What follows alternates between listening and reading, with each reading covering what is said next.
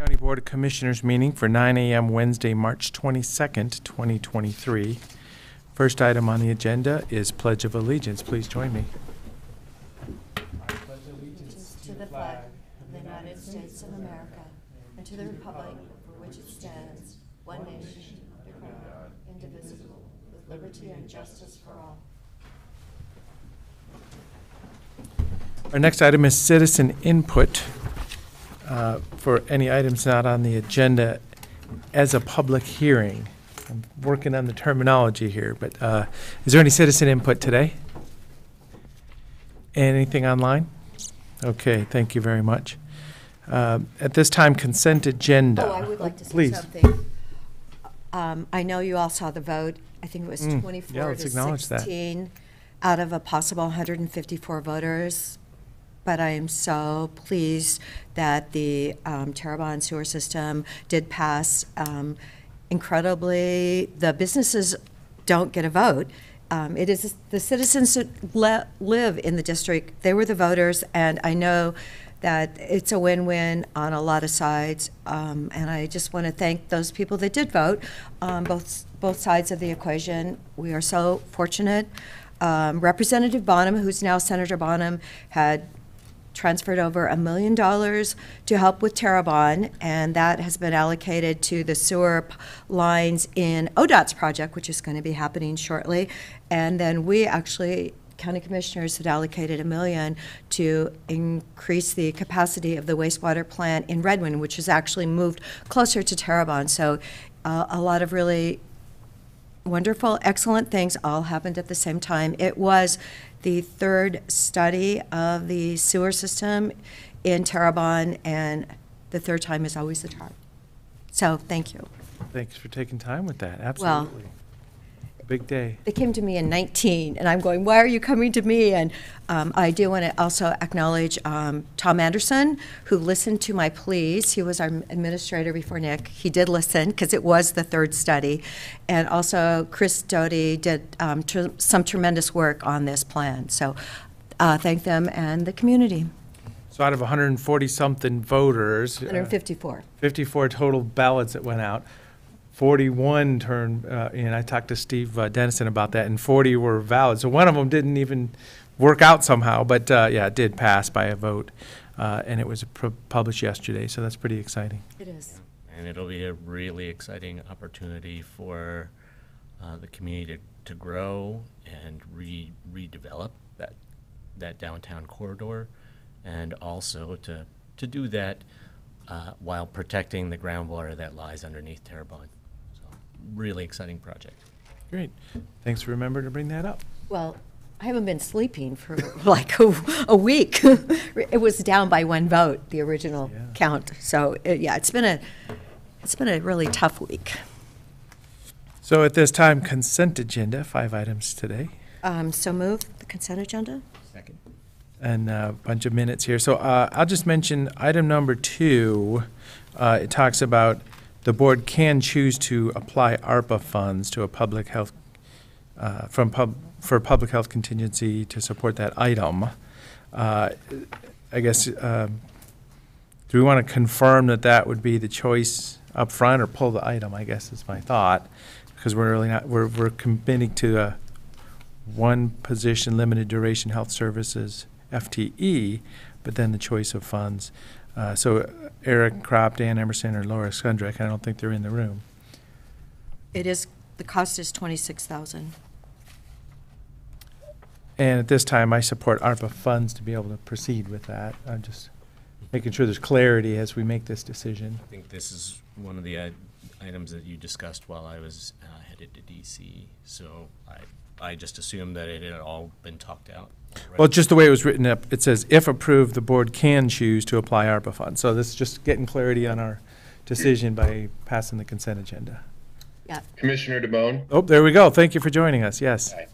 Yeah, of course. Sorry, I'm dealing with a little bit of a chest cold, so I'm remote today. But yes, this is what Eric brought. This is a cleanup position for public health, and a relocation position for homeless individuals, and it would be funded $26,000 out of ARPA at this point in time. So that's correct. It should be definitely coming out of ARPA.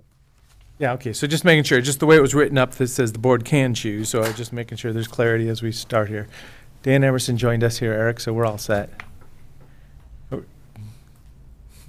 Here's Eric Kropp also. Great. Good morning, board. For the record, Eric Kropp, Quick response. County Administrator. I was watching upstairs, but I was also attending an EDCO board meeting, so that's Oh, why I'm here two in different person. ones. This item is for the project manager to help with the DSL land and other projects. Oh, good, okay, yeah, so we even have more information. So as I say, just the way it was written up, it said can choose ARPA funds, so just making sure there's clarity on that. So it sounds like there is in support. So with that discussion on consent agenda and motion and second, is there any other discussion? Seeing none, Commissioner Dare? Yes. Commissioner Chang? Yes. And chair votes yes. Okay, item number 6, thank you very much for joining us. This is an exciting moment for recognition for a presentation of the Triple Crown designation from the Government Finance Officers Association. Oh, with a crown to go with it. One crown this year. Good morning, Commissioners. Robert Tintel, Chief Financial Officer. I'm joined today in person, Jana Kane, our accounting manager, Kamala Sparks, our budget analyst. Online is Dan Emerson, our budget manager. Not present with us today is also Casey Harden, our management analyst, former accountant who also worked on some of these items. We are here today with a good news presentation for you.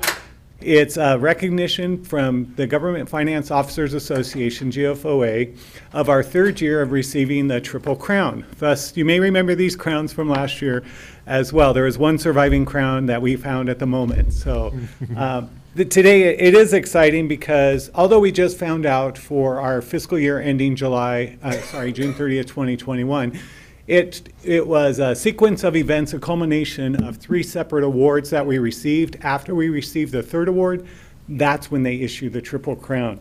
So just a quick reminder, in December of 22, that's when we received the Distinguished Budget Award for our budget book. And you can see this is a great document that Dan and the team puts together. Now Cam is on the budget team and they're working on the current budget as we know now. So that's the budget award that we received first. Secondly, Jana and her team worked on the ACFR, the Annual Comprehensive Financial Report, and we also received the Certificate of Achievement for this award, which is a great award from GFOA as well. Finally, the most recent report, and this was again from the 2021 PAFR, Popular Annual Financial Report. The GFOA reviewed this document, found it as all of these as great documents that tell our story of transparency, accountability to the taxpayers, and relaying the financial position of the county. And the PAFR is a great document because this is, as you can see, it's 10 pages. So it gives a great overview in 10 pages compared to the 200 or 300 page ACFR or budget document. And GFOA was behind on reviewing awards. That's why we're just now getting recognized for 2021. We have submitted already the documents, the ACFR and the PAFR for 2022. And so we're expecting to receive awards for those. The budget has already received their Distinguished Budget Award for the next year's budget, 22. And so we're just waiting on the recognition for these. So just as a quick reminder on the Distinguished Budget Award, we have received that for 15 years in a row. The ACFR, the Certificate of Achievement, we've received that for 21 consecutive years. And again, the PAFR for 3 years. And since we did all 3, that also equates to why we received the recognition from GFOA for 3 years in a row now. And again, we're hoping and expecting for our 4th year here real soon. So we may be coming back for another year. But any comments from the team or Dan online? Just want to give you a quick moment. Don't be speechless. It's a lot of effort. I'm really glad the county invested in resources to be able to create these documents for people to utilize. If you look at, there's actually not a lot of counties that accomplish this that often, like consistently, or that are even participating. They might have financials that are audited and meet standards, but they're not as descriptive and, I don't know, have clear written, I don't know.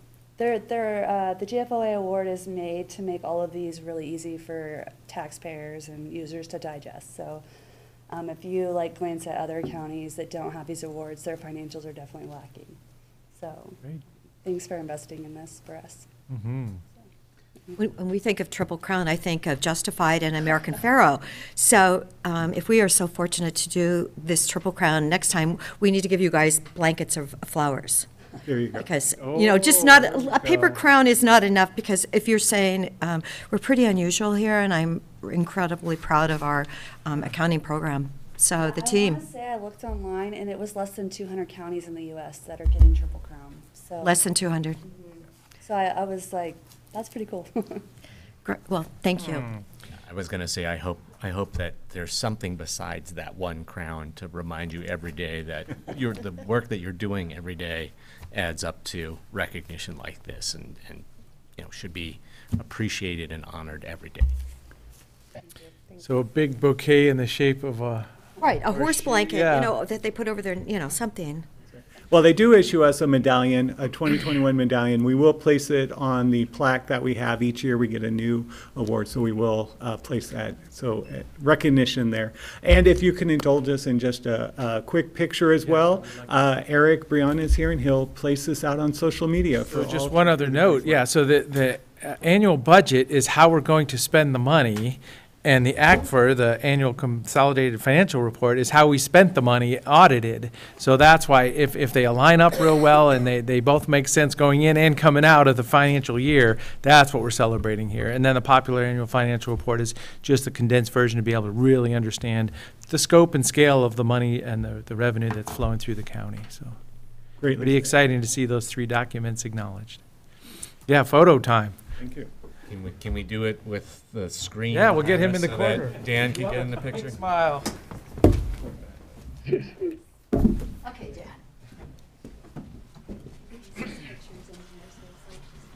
So we do need to get you guys flowers. I mean, really. Well, let's at least put the crown up on the counter here, unless somebody's ready to put it on. Do it. The person in the middle. Oh, well. There you go. Let's put it up here. It's a good look. All right, 3, 2, 1. Thank you. Guys. Get some flowers. Drop them off. Yeah, there So you your go. office will be floral.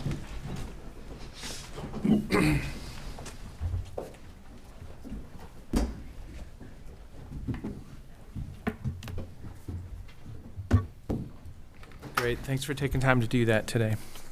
Sorry, Dan. We got you in the corner of the photo, I think. That's fine. No, thank you, commissioners. Item number 7, resolution authorizing participation in Oregon Community Dispute Resolution Grant Program. All right, good morning, Commissioners. For the record, Stephanie Robinson, Administrative Services. Every 2 years, the University of Oregon Office for Community Dispute Resolution makes grants available to eligible applicants for the purpose of providing mediation services. Deschutes County, we will advertise the availability of funds, solicit applications, and select one or more qualified entities to receive these funds and make mediation services available to community residents. In order to provide input into local award decisions, each county must adopt a resolution stating its intent to participate and to engage in the selection process. Resolution number 2023-016 is before you today. I'm here seeking direction on whether the board would like to participate in the 2023 to 2025 Oregon Community Dispute Resolution Grant Program. Great, thank you very much. Any discussion? I mean, I think the answer is yes, but I'm curious whether there's actually multiple entities in our region who provide these services, or the grantee from the past is likely going to be the grantee from the future in the future, et cetera. Like, kind of, how is this program being used currently? Currently, Community Solutions is the only, well, in the last cycle, they were the only eligible grantee that applied. So they received $41,400 over the 2 years for these services. It's 41,000 over 2 years, huh? That's not a lot to work with. Good to know. Thank you. Well, it's good to know that when we have parties that are in conflict and they're ready for these services, resolution services, that it's being offered. And it's great experience for anybody involved with the Oregon School of Law that wants to understand how to bring two parties together and come to a resolution. So I do support this. We have supported it for many years, and it's really resources coming our way that we're accepting. So I'm supportive also. Definitely. Nice to know the University of Oregon, even though they didn't win yesterday, they're doing something great today. So thank you. Ready So for with that, I'll move approval of resolution number 2023-016, authorizing participation in the 2023 to 2025 Oregon Community Dispute Resolution Grant Program. I'll second it. Any other discussion? Seeing none, Commissioner Chang? Yes. Commissioner Adair? Yes. And Chair votes yes. Thank you. Thank you. Thanks, Stephanie. Thanks. Item number 8, consideration of ARPA funding to support homeless outreach services team. Thanks for joining us, Holly. Thanks for having me. Hi, everyone. Holly Harris, Behavioral Health Director. I'm here today. I'm here for several items today, actually, but for this first one here is to request approval to extend and increase American Rescue Plan Act funds to fund 3 FTE through June of 2026. So as you all know, you approved a little over $1 million back in December of 2021 to allow us to expand our homeless outreach services to be able to fully support the entire county. There were 3 FTE funded at that time, 2 behavioral health specialists, 2 and 1 peer support specialist, which are currently hired and quite active and doing some really great work in the community. So we are requesting today to convert those positions from limited duration to regular, and then are also requesting to increase the ARPA allocation by $337,619 through July of 2026. Oh. Holly, I don't understand this. On the first page, it says the total estimated budget is $519,000, and that's for from the period January 25 through December 25. And yet on the next page, it goes budget impacts. It goes with the same amount through July of 26. So somehow there's something going on there. Yeah, let me get my Yeah. colleague here. I know. I was like, okay, I'm reading this, and I kept reading it and checking it back and going, Sure. Cheryl Smallman, Business Officer for Health Services. I believe the first December date is an error. The $519,000 is the full 18-month That's what I thought, but I just was like reading it. Yeah. And that's my job. Yes. Good job. Yeah, in the same Yes. paragraph, it says July 26, and then Yeah, on the next page, so, okay. And I did get a report from Holly on what these people are doing. It is outstanding work, because I said, okay, we're spending all this money, but what is actually happening in the community? So, Holly, thank you for those detailed reports. And then talking to other people in the community, they said the people that are working, helping reach out to the homeless, in their humble opinion, they're outstanding.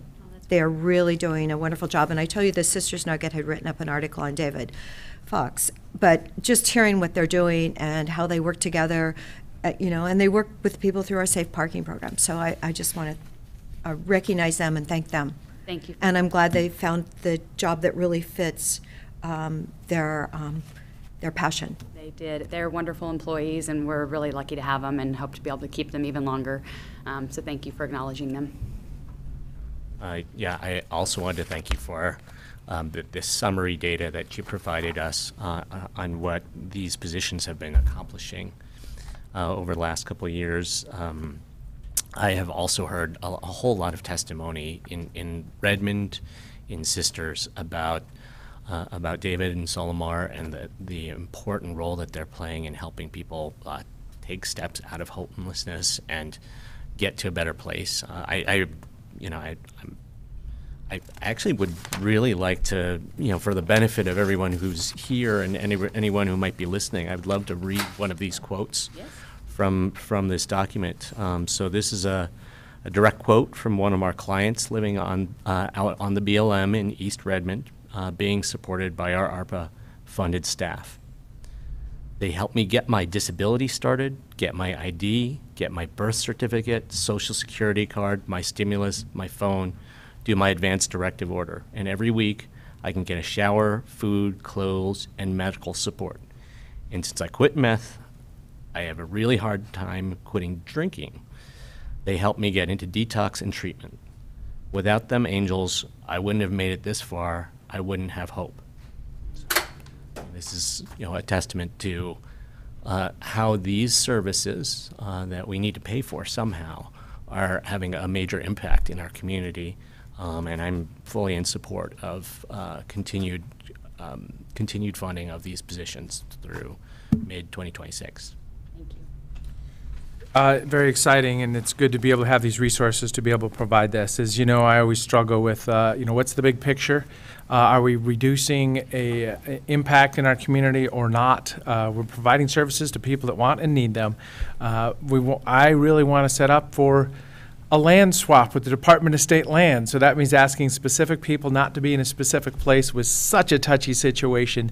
So we got a lot of great community input on this item, showing support for this. So let's do this, not a problem. But as I say, the big picture and the coordinated efforts is what I really want to get to. As I say, if we can't ask somebody not to be somewhere, I don't know what kind of a community and society we have. And I'm not trying to be conflicting there. I'm just saying, we've got a bigger picture. So with that, though, is there a motion?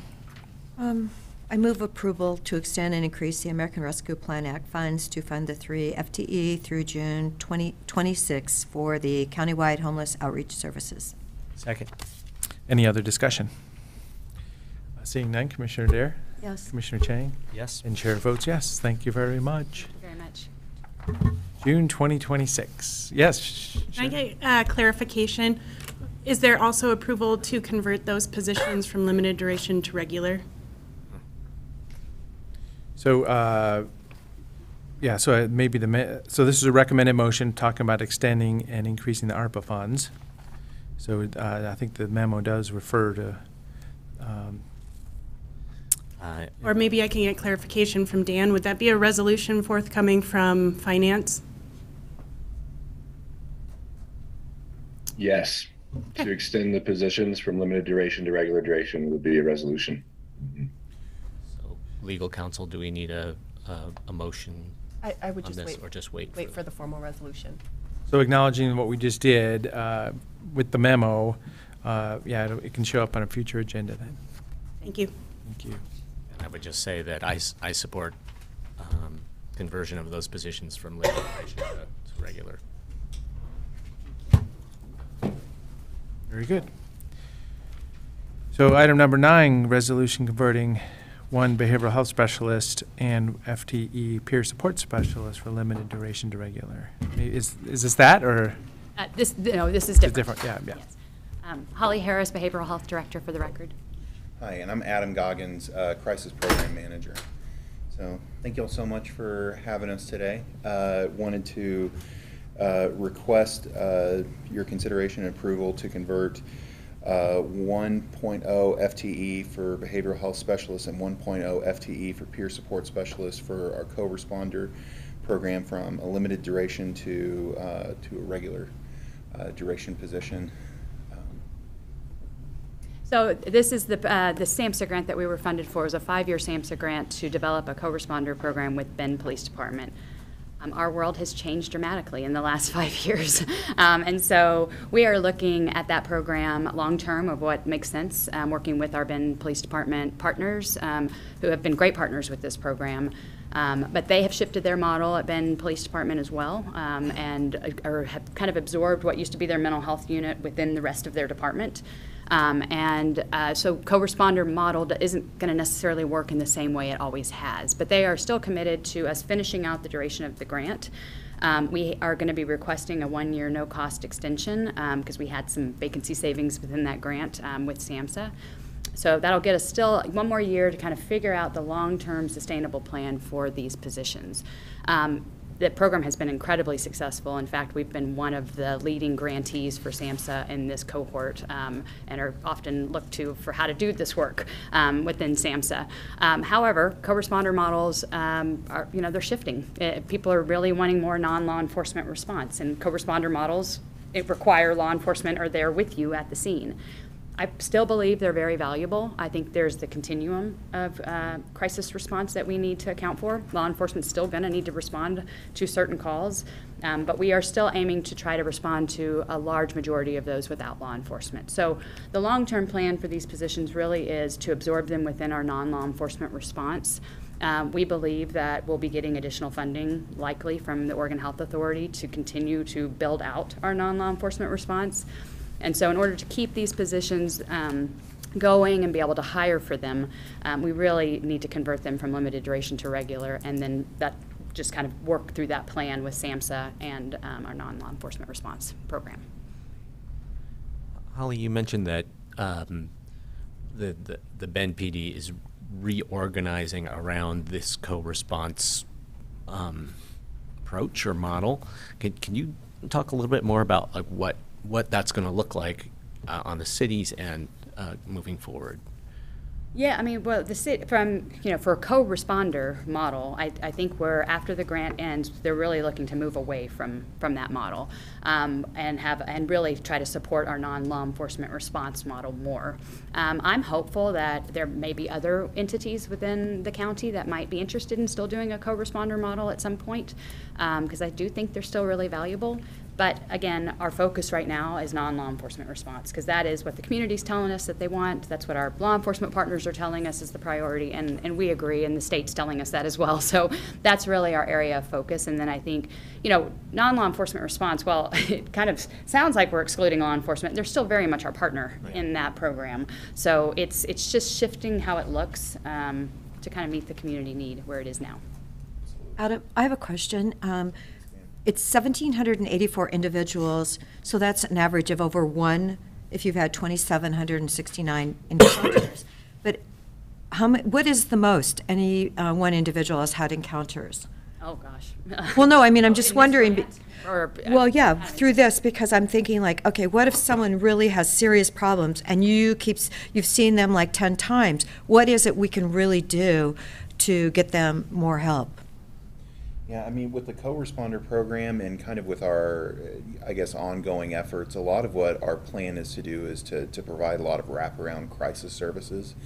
I don't have the specific statistics available to speak to that, but a lot of the services that we do help with is we provide, that's kind of what the peer support is here for as well, is that there's the peer support who can follow up with the individual, make connections, get them connected in services so that we're not just addressing the crisis of the moment, but we're also helping to address and to prevent further crises from occurring. And different individuals can kind of come with different stages of change, and so their willingness to change can kind of come at different points.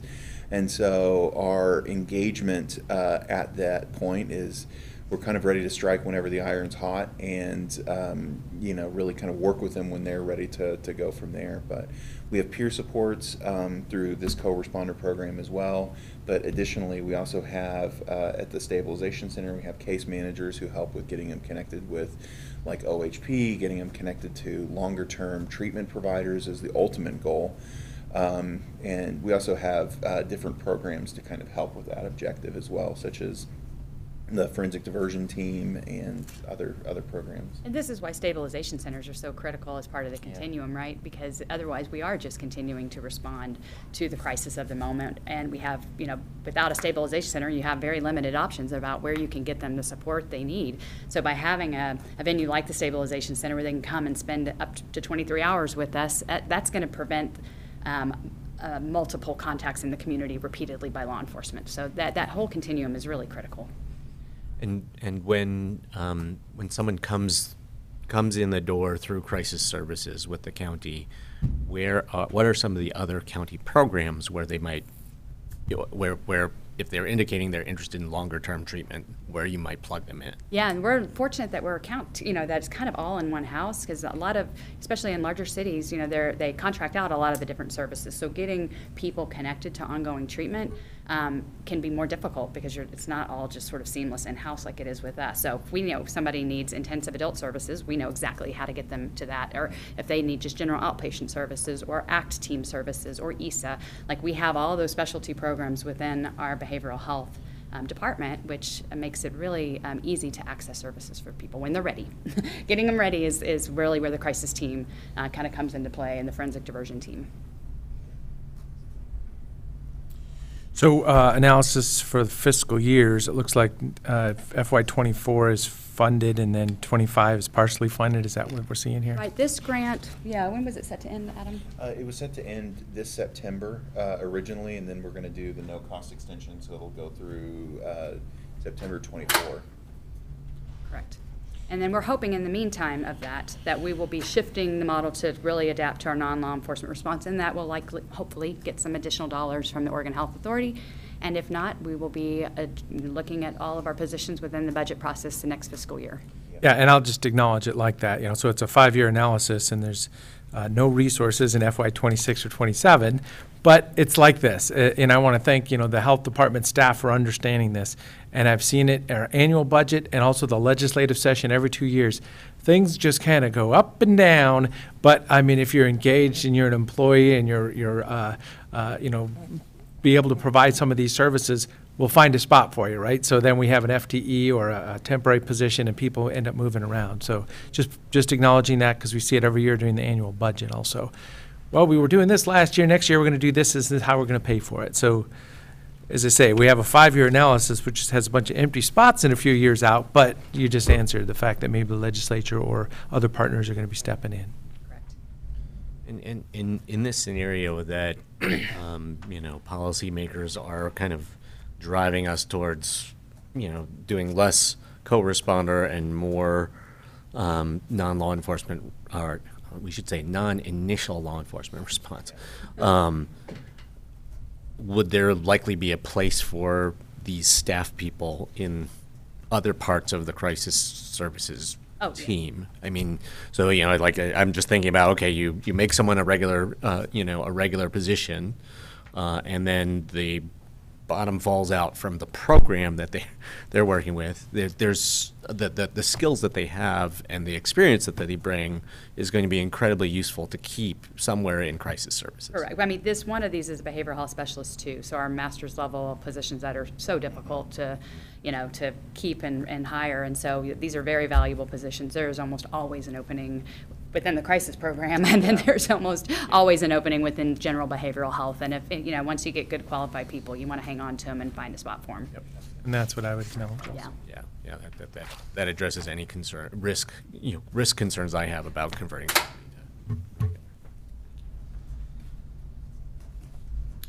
So is there a motion for a resolution here? I'll move approval of resolution number 2023-015 to convert 2.0 limited duration FTEs to regular FTE positions within the Health Services Fund. Second. Any other discussion? Seeing none, Commissioner Chang? Yes. Commissioner Dare? Yes. And Chair votes yes. Thank you so much. Yeah. Item number 10, grant from the City of Bend in addition for a behavioral health specialist to be located at the Navigation Center. Holly's just hanging with us today. Holly Harris, Behavioral Health Director still. Kara Cronin, Deschutes County Behavioral Health Program Manager. And Amy Fraley with the City of Bend. So we're here to request your approval for resolution number 2023-143. This is a partnership with City of Bend to hire, train, and embed a case manager position in the Navigation Center located at the 2nd Street Shelter. The amount of the contract is $405,000 for 3 years to support that position. This kind of support is probably already being offered in some fashion there, correct? Yeah, we have some drop-in hours, but this is really a fuller position that's really dedicated to that center. And then is that kind of a long-term relationship building, I guess, is probably what the value of this is, you know, saying this hi to the same people each day.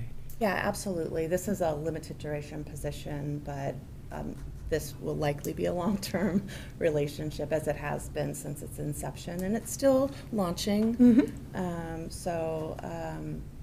We're hopeful that we're going to find more money to keep this rolling in the future, but for now it will be limited duration. What I'm referring to just the people there also, you know, the same person walking in, generally the same hours, being able to have the face-to-face personal relationship. That's Yeah, kind as you of, heard I mean, earlier, that's the value of what we would be people doing. out in the community, you know, if people are coming into the Bethlehem Inn, we have staff there. If people are coming into the 2nd Street Shelter or the Navigation Center, we have staff there to help them, you know, engage in long-term care. So you're right, they're the same people coming in, and the same people we're seeing sometimes camping, sometimes in our low barrier shelter, sometimes in our high barrier shelter. Mm-hmm. And we really appreciate the addition of the staff to be able to support that, because we have a lot of asks to have our staff embedded in lots of different places, and there's only so much capacity that we have to support the different opportunities that are becoming available in our community. So I think this is wonderful that we're able to get a dedicated new additional staff person to do this specific work. I think it's going to be a great partnership. I think it's really important. When I was there a month ago, the woman at the desk was amazing. She loves her job, doing an amazing connection with people that are there. But she did say the longer that people are there, the more they are like family, and the more issues come up. So I'm thinking we really, it's great that we're bringing in more professionally trained people in order to face those issues and address them and do something good. And also somehow the business next door needs to be respected. They're having issues at that business, and you know, I'm hearing from the community. So you know, the good neighbor, the safe neighbor. I would love for that to be recognized too. And if I may, we are working on revising the current Good Neighbor Agreement with Weimar and the other surrounding businesses. The other part of the camping code specific to the Navigation Center was no camping within 1,000 feet. And so it is really made a difference as far as people being in their parking lot and along Second. So we continue to work on that. We are revising it, and we're actively engaged with especially Weimar. Thank you so much. Amy, do you have a feel for where these dollars are coming from? Absolutely. They are coming from a $2.5 million grant that we received from DAS. And part of receiving a grant from Oregon Housing and Community Services is to have this position in place. So it's being funded from one grant, but it's being required by another. So that. Well, I'm glad I asked. But yeah, so that's helpful. Yeah, so that's Yep. the state of Oregon basically saying, yeah, here's some money and here's a requirement, both. And I will say that the folks at Shepherd's House are very, very grateful for the opportunity to have this professional position there all the time. Katie has been absolutely amazing, and other staff that has dropped in. But this is a whole nother level of the consistency that you were talking about, and service and connection. I think that this partnership reflects a division of labor and a coordination of roles that we are desperately looking for in our region. I've said for a long time that, you know, cities should be the leads on places for people to live and shelter, and that counties, as health and human services agencies, we should be playing a really central role in providing the wraparound services that people need to exit homelessness. So, you know, this is just kind of a microcosm of that at this really exciting facility that is becoming a hub for getting people, helping people get their life in order and get to a better place. So, thank you. Yeah, two recommended motions. Okay, here so I today. move approval and board signature of document number 2023-143, accepting a grant from the City of Bend in the amount of $405,000 over 3 years. Second. Any other discussion? Seeing none, Commissioner Dare? Yes. Commissioner Chang? Yes. And chair votes yes. I'll move approval of resolution number 2023-013, increasing FTE within the Health Services Fund and the 2022-23 Deschutes County budget. No second. Any other discussion? So I'll acknowledge that, I mean, these are all big movements. You know, we're adding staff, we're adding resources and capacity.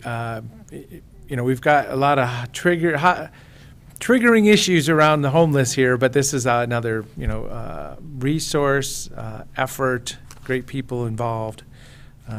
So yeah, just acknowledging that we're responding to the need. I do have a question. It does say Sure. connecting individuals and families, but there are no children that would be allowed there. Is that not correct?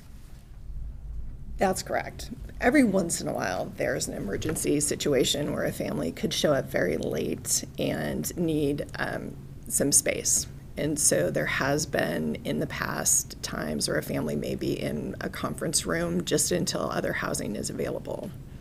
So, just because families look different to different people, and so when we talk about families, we may not be talking about minor children, or perhaps they are trying to reconnect with their minor children, and there's an opportunity to coordinate services through this position. Thank you. Okay, calling for the vote, Commissioner. Yeah, I mean, if we're adding comments, I would just say that I'm really glad that when there's a need in our community, and it's, in my opinion, our job within the county, that there are people who are showing up with the resources for us to add the positions that we need to do a better job and provide the services that we're supposed to as a county. And I'm really appreciative that the behavioral health team is ready, you know, is nimble, responsive, and ready to meet the call when opportunities become available. Okay, calling for the vote, Commissioner Chang. Yes. Commissioner Dare. Yes. And chair votes yes. Thank you so much. Thanks for your support. Thank you. Thanks for coming in. Item number 11. I brought the navigation reports for folks. Sure, if you have, we'll take, yeah. May I approach, or how? Yes, please, yeah, we're just. Always. There we go. Thanks. Thank you.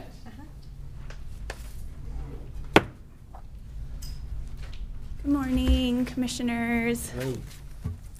So, yep, item number 11, Department of Transportation campaign to address impaired driving. Yes, for the record, Jessica Jacks, Program Manager of Prevention and Health Promotion at Health Services Department. I am here to seek your approval to accept a grant from the Oregon Department of Transportation in the amount of $10,000. Some background on this, we've partnered with ODOT to apply for this funding, specifically to address adolescent impaired driving and bring some additional community awareness and focus through a media campaign. Unfortunately, we have seen increased impaired driving crashes and fatalities across Oregon, and our region in particular has seen some heightened increase there, in particular loss of life and serious injury amongst 15 to 20-year-olds has increased by 100% for 2 years in a row in the time frame of 2019 to 2021. So in light of this and action toward it, we are recognizing the important influence that parents have, even though sometimes we don't feel it when we get the eye roll or maybe the reaction that we weren't looking for. But parents really do have, and we've seen it to be true, one of the major influences of deterring a young person on whether they'll engage in risky behavior or use substances. So this campaign is going to focus on parent conversations, kind of increasing that, driving parents to some resources and to accentuate that factor of family life. This work, I'm excited to say, is being leveraged with the work that we're doing around parent conversations specific to marijuana, and the resources that you approve through the fiscal year 23 budget process for marijuana tax revenue to go toward community awareness. So these dollars will work in concert with those dollars and will maximize some of our media awareness that we're doing in the community. With that, any questions? So the match is $2,500 and you're going to pull it from the marijuana funds? Correct, yes. That the Cannabis Advisory Panel recommended to us that we allocate.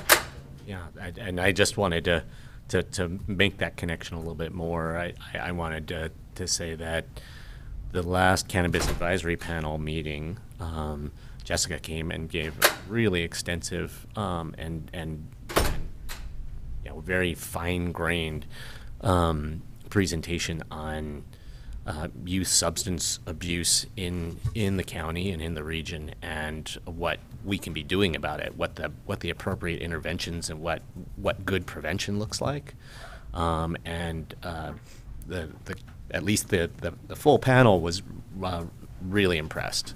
So I believe that was even recorded. So if either my fellow commissioners are interested in checking that out, you can go back and see it, and Jessica could give us an equivalent presentation, but the bonus of that evening was that there was a couple of youth there who gave kind of firsthand accounts of what they were seeing with their peers and the pressures they were feeling themselves, and kind of how youth can navigate through that. So having attended that presentation makes me very, very excited about the kinds of prevention campaign approaches that public health is working on, and makes me very confident that these are dollars well spent to invest, to co-invest in that program with the dollars that we have allocated at the kind of recommendation or direction of the Cannabis Advisory Panel. Oh yeah, impaired driving is a scary situation for the people involved on both sides. Somebody operating a vehicle and somebody else that could get involved. So serious business. Thank you very much for knowing that focusing on parental influence in those situations is probably an optimal place to focus right now. But the whole community needs to understand this too. Never okay to be operating a vehicle impaired. Thank you, Jessica, for always being part of the leadership with this message for our community. I know our youth are really suffering from not having school for a couple years. You see the behavioral health issues, and then you hear about the marijuana use in middle schools here. So, we should be spending probably more than $10,000 on this. I think it's really conflicting to our youth, where we've made medical marijuana so they think it's medical, it's fine, and yet we know that there's the developing brain from 12 to 25, 26. Definitely it's impactful to some of our youth, and that message isn't really out there. I was really happy Z21 had a story on the damage marijuana can do to the youth brain. It was maybe a month ago, but if we could get more messages out like that, I think it would be really important. So thank you. Thank you. I just want to agree that we should be spending more than these $10,000 from ODOT and the $20,000 from the Cannabis Advisory Panel that come in the form of marijuana tax revenue, and I think we have opportunities to do that through general fund investments. We also have opportunities to do that. I would guess it's somehow related to the opioid settlement funds that are coming into the county. So if we can keep an eye on those dollars, with a prevention eye towards those dollars, I think it would could be very beneficial in the future. And, it's great that we already have, kind of the seeds of some really good prevention programs that we can just increase the impact of by investing more in. Is there a motion? Yes, I move approval of chair signature of document number 2023-186, accepting a grant from the Oregon Department of Transportation. Second. Any other discussion? I definitely think we need to spend more money. Remember, we had someone working in the Sisters High School. Have those positions disappeared now in today's world? Yes and no.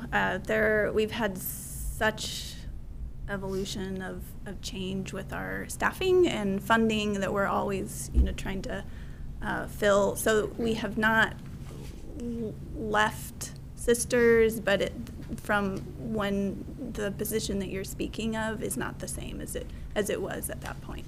I know, because they were really working on getting a relationship, continuity being there. I thought it was, I know it's not just Sisters, it's all over. But, our graduation rates are, they could stand to be worked on, and this is all part of the message.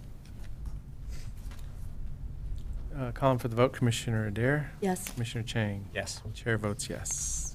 Thank you so much. Thank you. Great to see you. Thanks, Jessica. Item number 12, I think we're bringing Holly back. There she is. Amendment to the contract with St. Charles for psychiatric emergency services. Hello again, Holly Harris, Behavioral Health Director. I am here to request board signature for St. Charles Amendment Number 1 to Personal Services Contract 2022-007. So this is basically our county financial assistance agreement with OHA to provide, where we contract with St. Charles on behalf of Crook and Jefferson also. It's a tri-county effort, regional effort.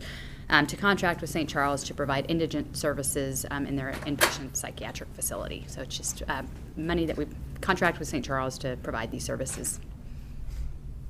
And it's being extended through June 30, 2024, like all of the rest of our county financial assistance agreements. So this is just that amendment to extend it from December, when it would have normally ended, to June. Extends the termination date.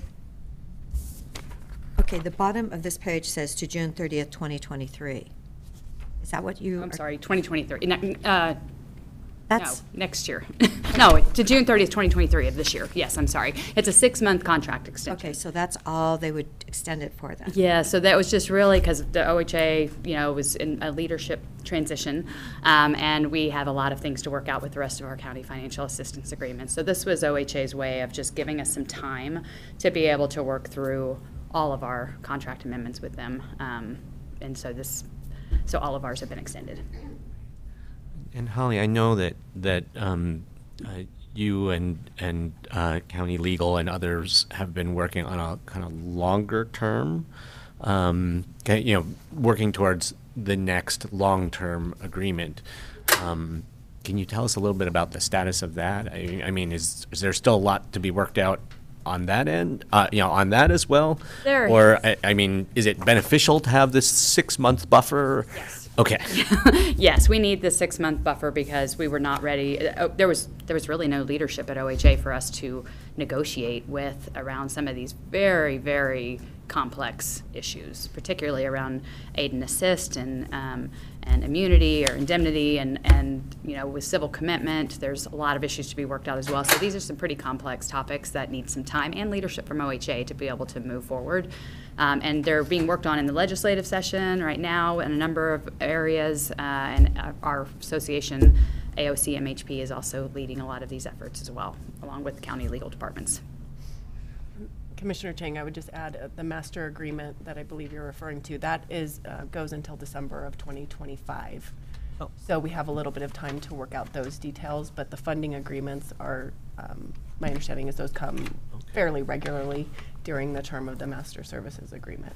Okay. But legal is in contact with St. Charles, and hopefully we can actually start working on the next contract for a master services agreement. Got it. Okay, so there's master services agreements, and then there's funding contracts. Correct. And I mean, the work on that master agreement started so long ago that I just assumed that it was that it was needed really soon. But that's helpful to understand that goes till December 2025. Is there a motion? I move approval of board signature of document number 2023-090, amending the contract with St. Charles for psychiatric emergency services. I'll second it. Any other discussion? Seeing none, Commissioner Chang? Yes. Commissioner Adair? Yes. And the chair will vote yes. Thank you. Thank you. Good to see you. Thank you, Holly. And yeah, you're done for the day in front of us here. So item 13, safe parking program update. This is safe parking program concept would be in the rural county, outside of cities. That's correct. Good morning, Commissioners. For the record, Eric Krupp, Deputy County Administrator. There's been lots of discussion this morning about homelessness, and one of the tools many communities are using to help bridge the transition from people from homelessness to housing is safe parking programs. Safe parking programs are found throughout the U.S., and there's a couple of examples of safe parking programs here locally. The City of Bend was the first to adopt a program, and Redmond also just recently adopted a program. And in fact, Deschutes County is a host of a safe parking program, or a site, managed by Mountain View Community Development. And as the board knows, earlier this week, the board approved a pilot. The board started with the pilot program for a safe parking site on county land in Redmond, and that was just extended on Monday. So as I mentioned, safe parking is just one of the tools to help address homelessness. The board expressed interest in looking at a possible safe parking program in the unincorporated county, so this would not be in city limits. We pulled together a team of staff from legal, community development, and administration, and based on some preliminary research, that's what we're going to share today. Safe parking is likely more restrictive in the county versus the city because of Oregon land use laws. But based on preliminary research, it looks like it's allowed in unincorporated communities and urban growth boundaries. For the land in the urban growth boundaries but outside of city limits, we have joint management agreements with the cities. So the cities actually manage the land use within the urban growth boundaries outside of the city. So that's something that we would have to look at. At this point, it's unclear if safe parking would be allowed in certain zones in the county, such as exclusive farm use, forest, rural residential 10, multiple use agricultural 10. So those zones, safe parking may not be allowed, but that's additional research that we'll do with CDD and our legal staff. The board heard on Monday from Rick Russell, who is operating a couple of safe parking programs, about some ideas, and also the board received an email from Rick earlier this week. Rick advocated having flexibility with such a program, but also having some standards. In fact, there was discussion this morning about the Bend Navigation Center about some standards in terms of not allowing camping within a certain number of feet from the navigation center, and the city of, I think the local ordinances at the cities have some limitations of camping within, other people camping within a certain feet of safe parking sites. So at this point, staff plans to come back in April with some options for the board. Again, I mentioned some preliminary research that has some restrictions based on state land use laws, so we'll flesh that out and have more details. But at this point, I wanted to hear from the commissioners about thoughts, ideas, or questions that we can make sure to address when we come back with a proposed draft program. Have we heard from the governor regarding our letter? Not that I'm aware of. Response? Not that I'm aware of. He hasn't called me. Okay.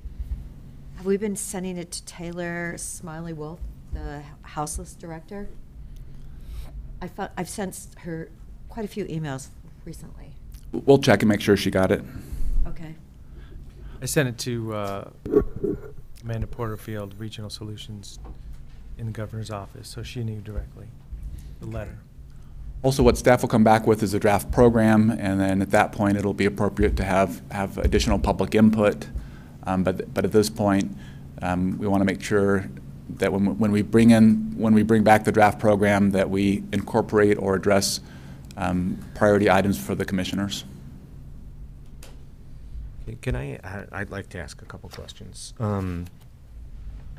Do we have any sense of how much area there is within unincorporated communities or within UGBs but outside city limits? And I see Peter's here if you want a lifeline on that question. Peter, please join me. We can probably tag team on it. I'm sure we have pretty solid guesses about how many acres are available.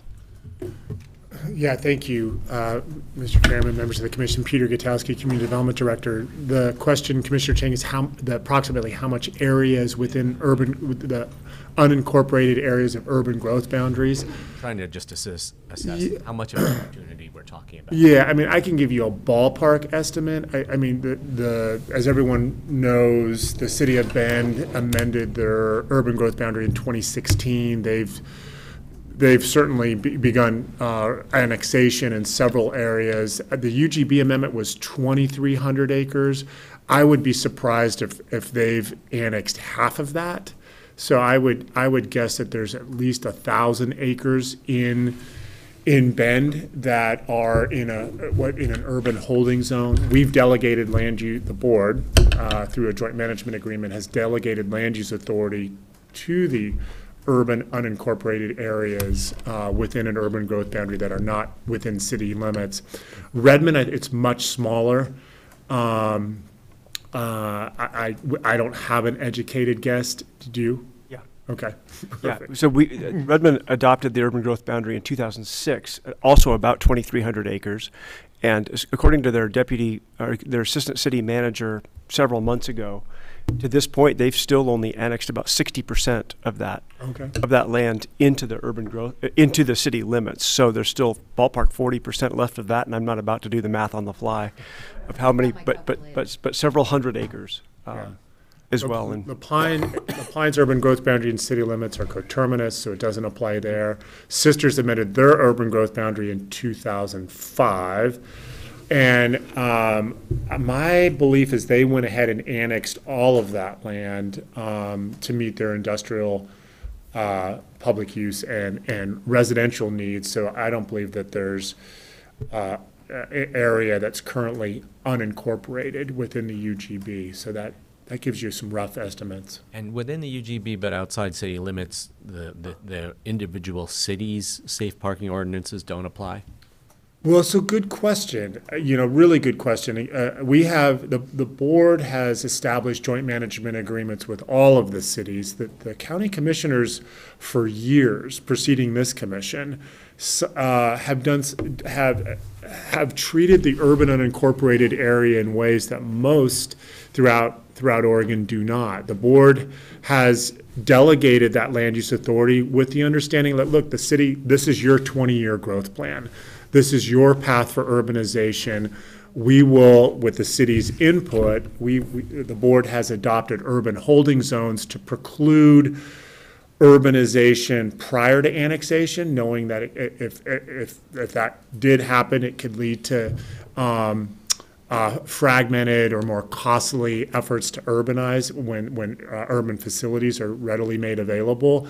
Most, just for context, larger areas like in Portland metropolitan area, Clackamas County, Washington County, they have large areas that are not yet annexed. Washington County serves 200,000 people that are not within city limits. So to your question, who has jurisdiction, I think that's open to discussion, but from a, safe parking, whether or not, I look at Kim, we had a conversation this week, does safe parking fall into land use? We think it does in the rural county. Do cities have more discretion, or counties for that matter, within the urban growth boundary as it pertains to safe parking? I think the answer is yes. Now, who would be taking the leadership role within the UGBs under safe parking? My sense would be a conversation with city council and the board, but from a land use standpoint, Deschutes County's delegated land use authority to Redmond and to the city of Bend for reasons that I've just described. And unincorporated communities, can you Yeah. list those for us? Absolutely. What So, would be relevant to this yeah, discussion? there's kind of, the range is from big to small. We have one urban unincorporated community, that's Sun River. We have rural communities, the communities of Tumalo and Terrebonne. And then we have, I'm going to get the terminology, but we have these little pockets of like rural commercial areas, like in Alfalfa and elsewhere, that are just Milliken. They're just these little, that recognized back 30 years ago, 40 years ago, these pre-existing Service development center, patterns. rural. Thank you. Rural service centers. I rely on our chair. Yeah, those are real pocketed, very tiny in certain segments of the county. Yeah, thanks for that. Well, that zone's rural commercial when it comes down to it. You know, a specific parcel is called rural commercial in a rural service center because it was traditionally there before Correct. the 70s. Yep. Okay. Yeah, so I mean, it's assuming that the cities with their own safe parking ordinances actually can enable things to happen within their urban growth boundary, the value of us proceeding with safe parking ordinance is pretty minimal, just to cover unincorporated areas and areas outside of city limits. And that, you know, that leads us back to, it does lead us back to the state. I would, you know,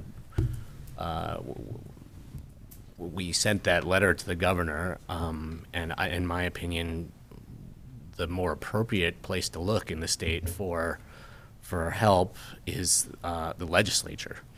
The legislature has already dealt with trying to figure out where you can do shelter, transitional housing outside of urban growth boundaries with House Bill 2006, and you know, as I've said for probably over a year, I think some minor tweaks to that existing legislation could probably get us what we need in terms of clearance to do this kind of you know, allow this kind of use in the unincorporated county.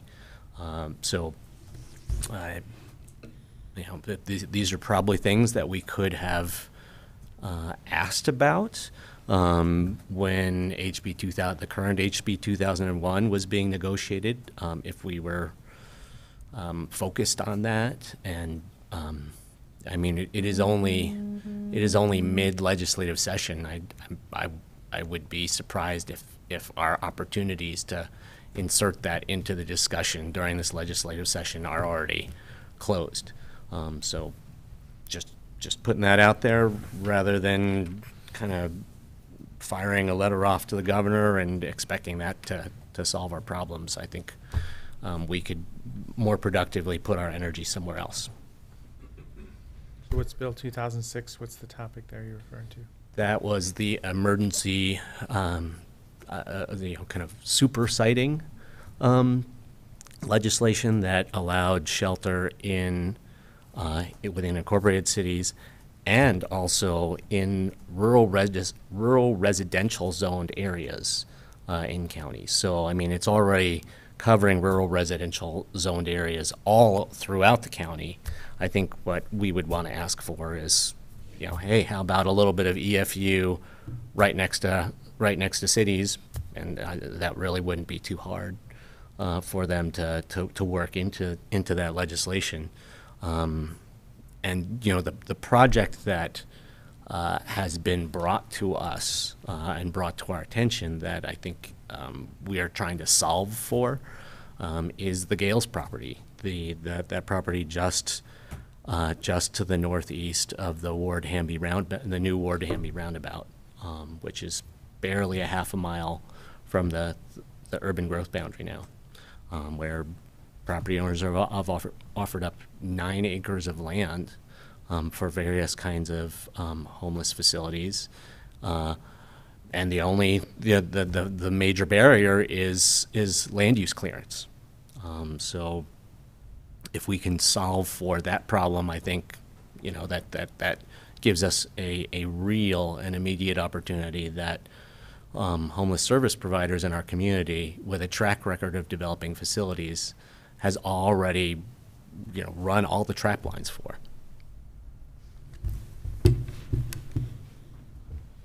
So back to safe parking specifically, you know, there's definitely a lot of rural churches. You know, churches are able to be sited on resource land, I guess, maybe. You know, I'm just thinking in southern Deschutes County, there's a lot of churches out there.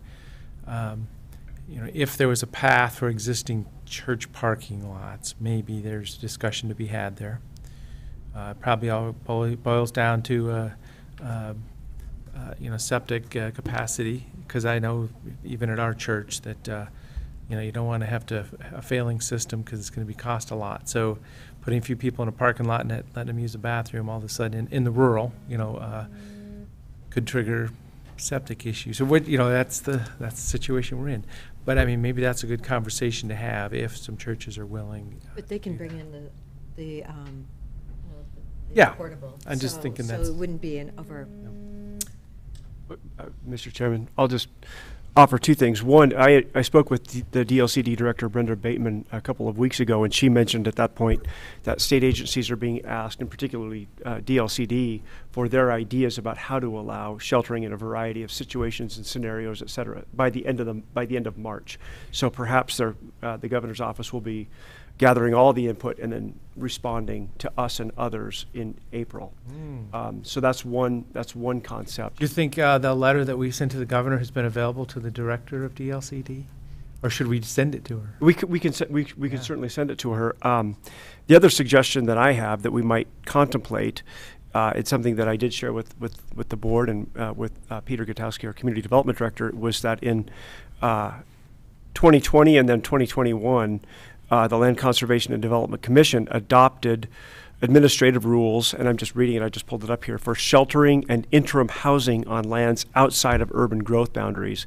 And this was specifically to provide multiple options, and I'll just read it, multiple options for local governments to approve sheltering and interim housing accommodations across several land use categories, specifically for people displaced by wildfires occurring during August, September, and October of 2020. So the framework is there to allow sheltering. It allowed campgrounds under various scenarios, temporary campgrounds, among other temporary places, and the rules, in my opinion, are largely in place. It needs to be changed from the governor declaring a state of emergency for a natural hazard to a state of emergency for housing or for homelessness or whatever the case may be. So there may be another avenue there to also pursue. And I shared my perspective with DLCD Director Bateman on this topic. That was an executive order, or that was a piece of legislation?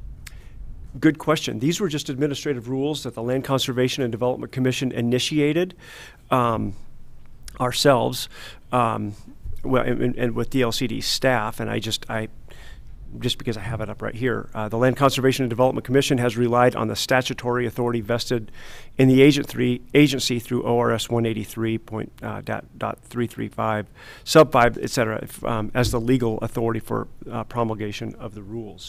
So that was something that LCDC initiated, and it is temporary. So the campgrounds, the opportunities aren't permanent, but it was certainly for a period of time, recognizing that it would take years for communities to rebuild the housing that was lost for the residents. I think, in my opinion, we're in exactly the same situation, just a different emergency. Are you sure that wasn't legislatively directed? I'm certain it was not legislatively directed, just because the fires occurred in September 2020, and we immediately initiated rulemaking in October, and then completed that in November. We adopted temporary rules. I think it was early as November or December, and then final rules the following May. But we started with temporary rules that then moved into permanent rules with an end date. I don't recall what that is. But something like 5 years. Well, Representative Kropp was one of the chief sponsors for House Bill 2006. What is it? is it May 22nd or March 22nd today? Maybe we could call his office and see if there's any way he could help us out. And Representative Levy sits on the Housing Committee. So I mean, Maybe between the two of them.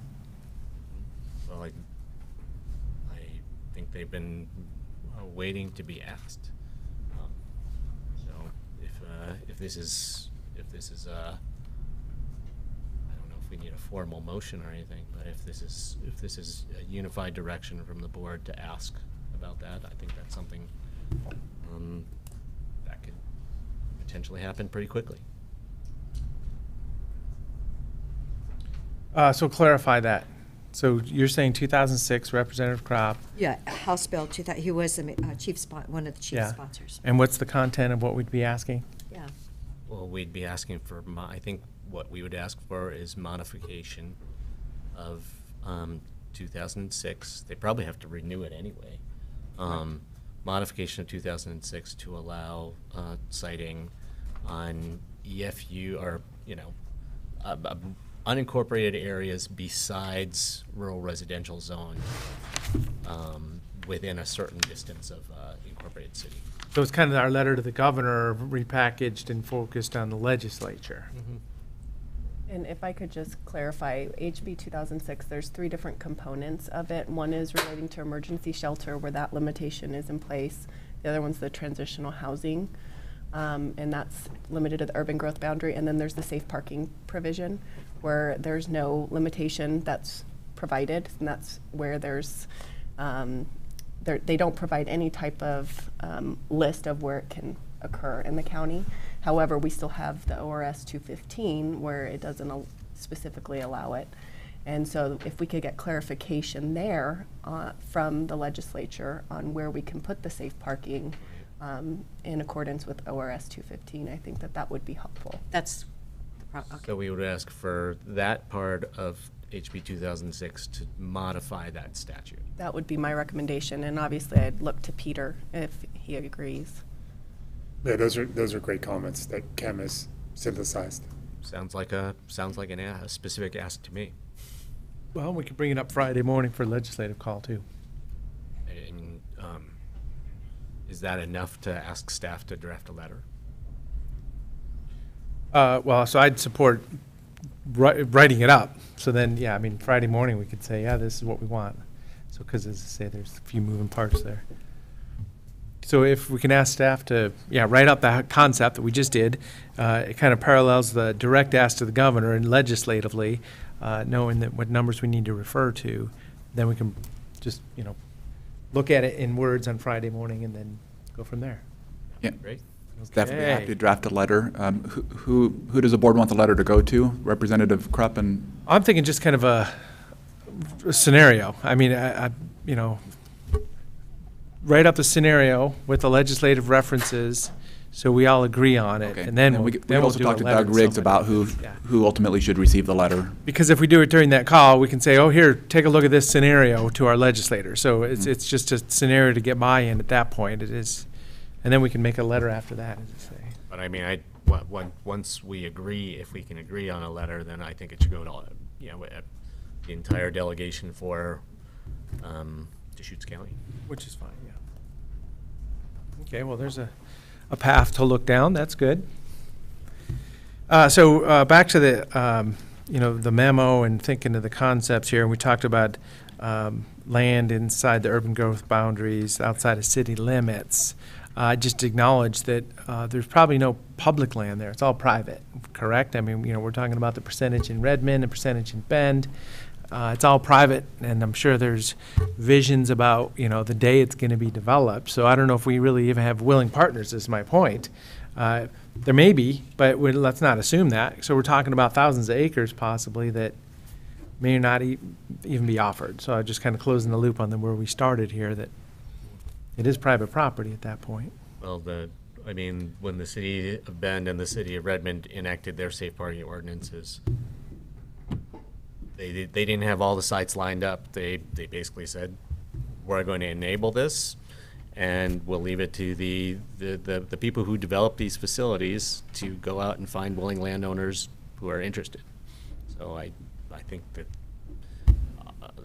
the county enacting a safe parking ordinance would be a very similar dynamic. Just setting the table, enabling opportunities that then, as with so many other things, we rely on the good people in our community to actually go out and do the hard work to develop.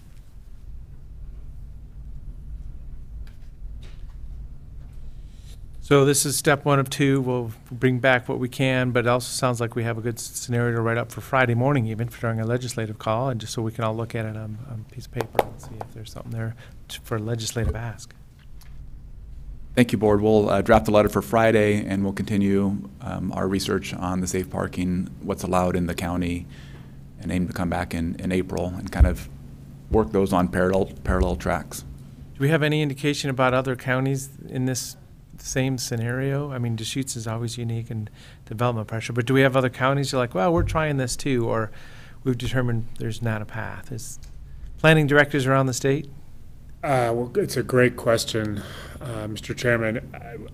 Each of us have or legal around the state have been tire kicking. I think the comments that Ken made about the challenges that some of those provisions that didn't carve out an opportunity irrespective of land use laws, so where there's ambiguity or S215 comes into play. I certainly think the conversations are happening. How assertive other counties are, I think is dependent on which jurisdiction, which region you're focusing. Obviously, the Portland metropolitan region has a huge land base within the urban growth boundaries, which we just talked about previously. But I haven't heard or seen direction that's really exploring these opportunities in the way that Deschutes County is. If I could suggest what might be a good place to look. Oh, I see Cheyenne's hand up too, and she may be about to say what I was about to say. It's more than 8 counties that are that have HB 4123 coordinated homeless response offices. Our smaller counties, non-metro area counties like us that are grappling with homelessness, and I would suspect that if they were trying to figure out how to create pathways for people out of homelessness, that they've talked about safe parking as well. So, you know, if we survey some of those other communities, I think that some of those counties are farther along with their coordinated homeless response offices than we are. You know, farther along with their plans and farther along with the implementation. We might find some allies with common needs. Maybe Cheyenne could chip in on that. Good morning, commissioners. I was going to say something similar, which is that I did share the governor's letter that was sent by commissioners over to LOC and AOC, as well as our cohort for the pilot, House Bill 4123 pilot cohort. And so all of those counties have received some messaging requesting whether they would be interested in signing on. And I think there is general interest, although many counties, I think, do not have, only 8 have, or 8 or I think it's 8 or 9 have an actual joint office. And so there may be limited staff capacity to move this forward. I think they were actually interested in Deschutes County maybe taking a leadership role in presenting this, and I think there is optimism that it could be included in the current legislative session. And Cheyenne, if we, after drafting this letter that is kind of tweak HB 2006 letter, would it be possible for you to coordinate with the other HB 4123 communities and see if it meets any of their needs and that whether they'd be potentially interested in signing on? Absolutely.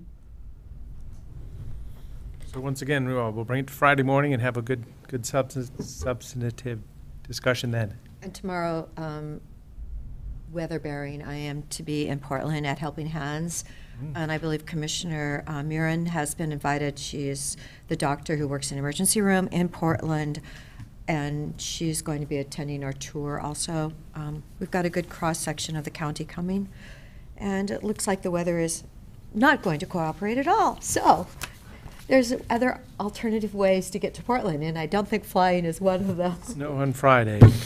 Yeah, no, it's supposed to snow starting tonight, I think. So anyway, but there's always the Dows. Okay. All right, thank you. Discussion, thank you.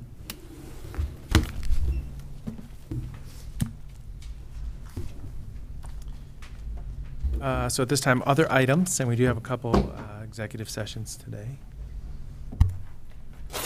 Nick? Yeah, thank you. And if I can invite Peter up. Oh, welcome back. We just wanted. Yeah, thank you, Mr. Chairman and members of the commission. Just wanted to receive some direction on our planning commission recruitment process. The couple of areas where I think staff would benefit to take advantage of the 2 vacancies that are forthcoming at the end of this, starting in next fiscal year on July 1st. First is, so we have a Tumalo area vacancy and an at-large vacancy, and commissioners are providing the kind of their top candidates, anywhere between their top 2, top 3. Interested to know if when we set this up, if you want staff to coordinate on the top 1, that your top candidates or your top 2 candidates, all the way up to 3 and 4, kind of how you see that, what that right number is. My sense would be, just as I set the table for you, you'd likely want to start the interview process with the Tumalo area. Many candidates expressing interest in the Tumalo area position also said if they weren't selected for Tumalo, they would really appreciate being considered for the at-large position. So thought it made sense to start with the Tumalo area interview process. Next question for your consideration is, in the past, all 3 commissioners have participated in the interview process, so it'd be helpful to know how you want to proceed there. Of course, if all 3 want to participate, what we've done in the past is the chair and the vice chair of the Planning Commission and myself would pair up with a county commissioner, so we'd have 3 separate panels. And then just, once that direction's offered, I would work with your schedules to set up a morning or an afternoon as soon as possible. Late March may be too optimistic, but certainly looking into early April to make that happen. So just looking for some feedback again, so we can just keep this process moving forward. So, yeah, I want to interview, so I guess each one of us can answer that question individually. So, yeah, this is going to be a heavily scrutinized, high-profile process. I would like to participate in the interviews as well. Commissioner Dare. Yes, of course. Okay, yeah, so there's an answer for you. It's unanimous. And then Tumalo first was the request. So do one and then the other, so kind of do it separately. I support that. That's a good idea, because that'll get us, halfway there, a little bit of clarity, and then do two separate. Perfect. We'll start with Tumalo. We'll have the board finish that process, you'll give an indication of where you're going, and then we can schedule the at-large. And then I think the only other piece that I need is commissioners are you're gonna rank the candidates, or I've asked you to kind of tell me your top tier candidates. Do you want to interview your top 2 or 3, or how far do you want that to go? Of course, the more candidates is going to give you a robust interview experience, but of course, just logistically, we may have a longer time together. So just trying to gauge, do you want to go top 2, top 3? How do you want to approach that? Could I ask another question? Of course. Before we answer that. Sure. So the historic model has been, separate panels with each commissioner on, but that has generally been, a process where there's 1 or 2 commissioners who want to participate. In this case, we have all 3, and I guess I'm my question is there a way that we can do these meetings, do these interviews, publicly notice them, and save candidates some time by not having them do 3 interviews where they get asked, in some cases, the exact same question over and over again? I'll just jump in. Certainly, commissioners, you could make that choice, and we could do them, for example, upstairs in the Allen Room if you preferred, and then we would they would be available and open to the public. So people. So what does that mean? People could attend, could sit in and attend and observe. They could watch it online. It's the answer is yes. It comes with that public process. It's not that I want to put the planning commission candidates in the hot seat in front of the whole public, but if they want to be a planning commissioner, they're signing up for a very public role, where pretty much every single meeting is televised, video streamed, and heavily watched by lots of people. So it's I think it's reasonable to ask people to do that in the interview process if they're going to have to do that as planning commissioners. Yeah, and for anyone who's in the audience or listening online, in the panels, the questions are the same, so there's consistency around the questions and then the comments, and so each commissioner ultimately who's making their own recommendation as part of ultimately a decision point are relying on the same content. So that's just provide further perspective for those that may be watching or observing right now. So thank you. We just need board direction if that's. Yeah, exactly. It certainly would make it very efficient, but it comes with interacting in a fishbowl. Well, so you're suggesting that. It would save us time. It would save the candidates time.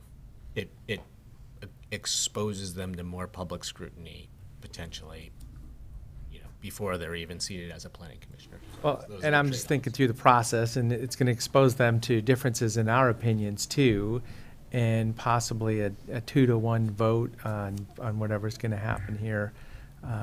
It could just be very interesting and exciting, is what I'm thinking through. That happens anyway. I mean, the interviews themselves are basically us asking questions and listening to answers. So,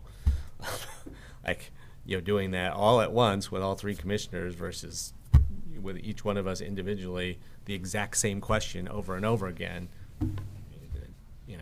I don't. Our deliberation is never something that happens during during those interviews. It always happens afterwards in a separate process. So and that is a public process as well. So I don't see how it creates more dynamics among commissioners if there's a set list of questions and we each read one. Any thoughts, Commissioner Adair? I feel comfortable the way we have done it. Maybe only ask 2 or 3 questions, but I really do. I do appreciate meeting with people individually, especially if I don't know them, and I think I'd feel more comfortable.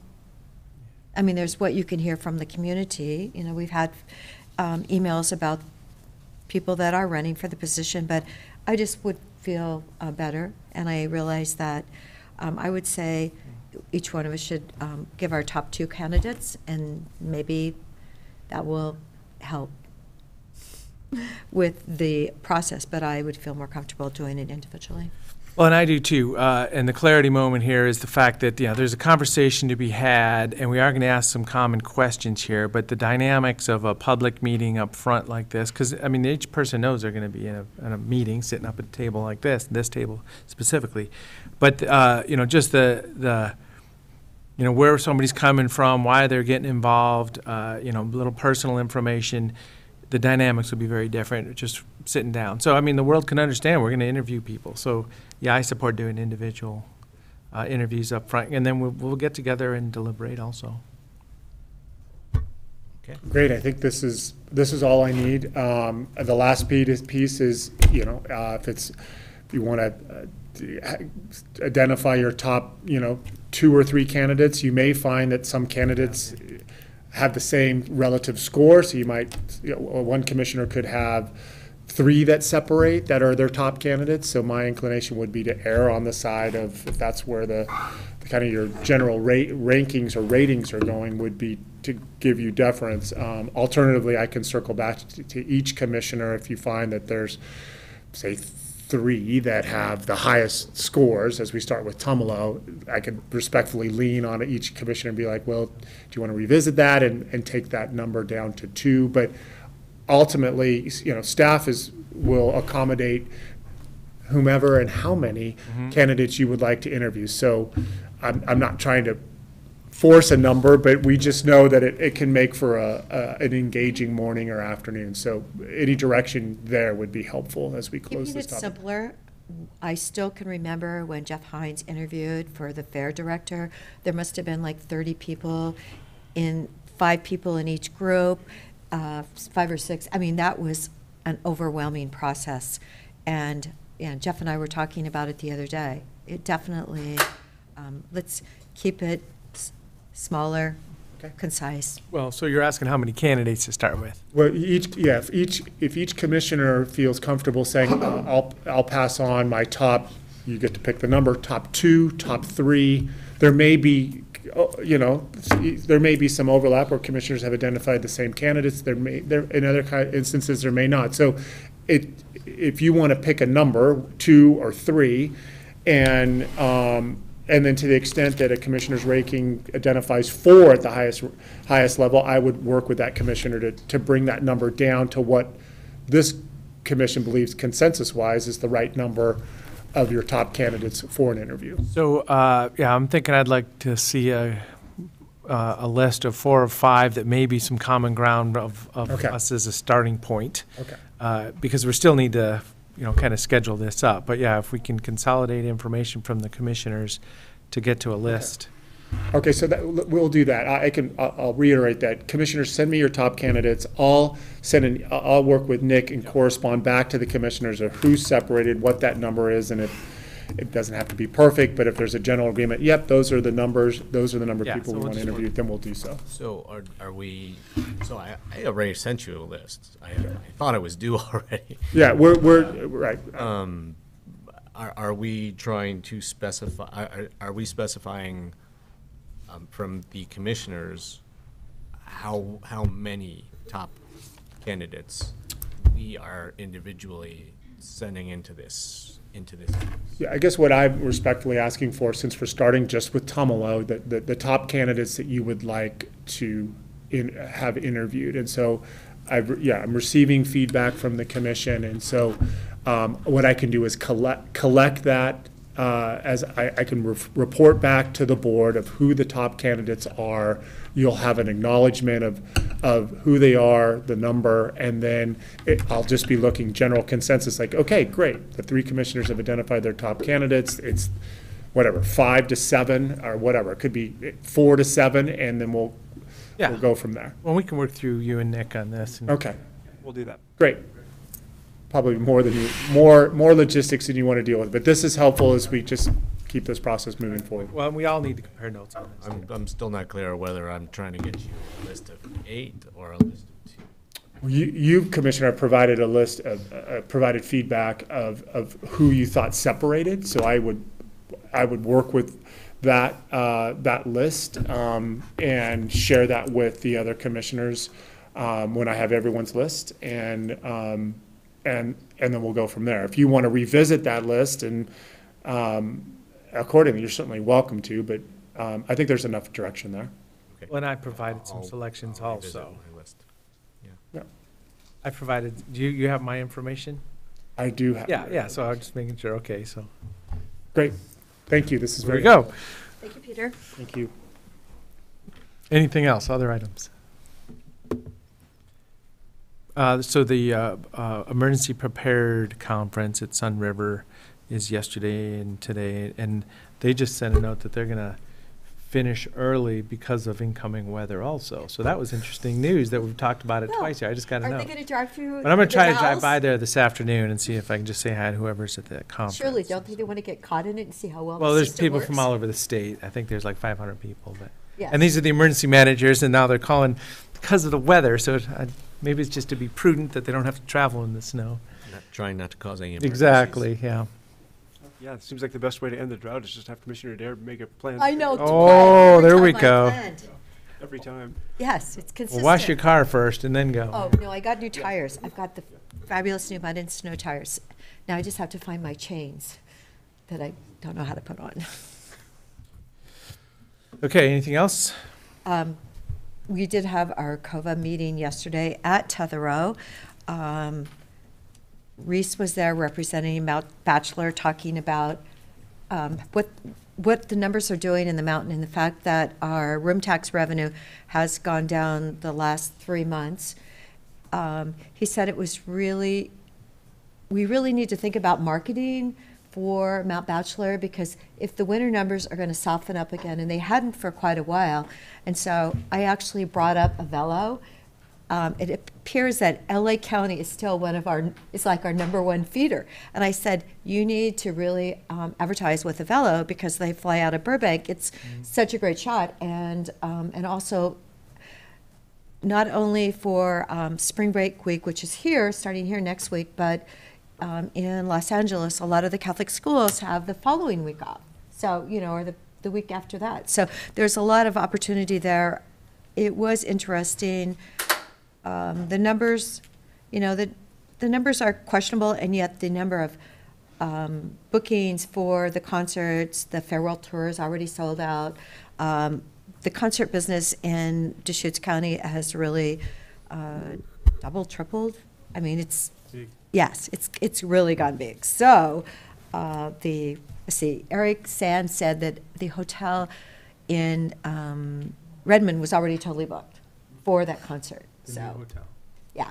So things are happening, and Juliet is waiting to meet with us in May regarding budget. So that was really the bottom line. Is everyone is kind of holding their breath. Okay. So seeing nothing else, we'll go to switch modes to executive sessions today.